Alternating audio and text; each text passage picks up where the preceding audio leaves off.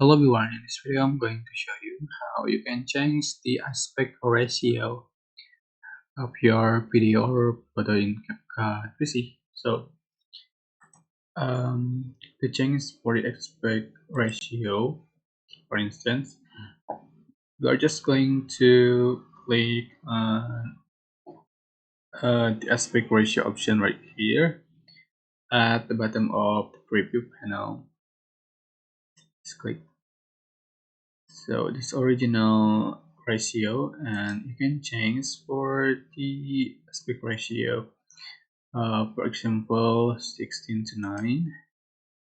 This is for YouTube content, I think, and if you want to change for TikTok content, you can select the 5.8 inch. So this is for TikTok content. You are just going to merge it,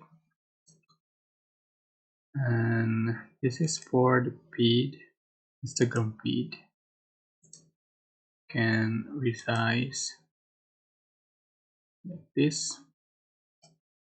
Yeah, that's how you can change spot aspect ratio according to your need. I hope this tutorial was helpful for you. Don't forget to like, comment, share, and also subscribe. Thank you so much for watching.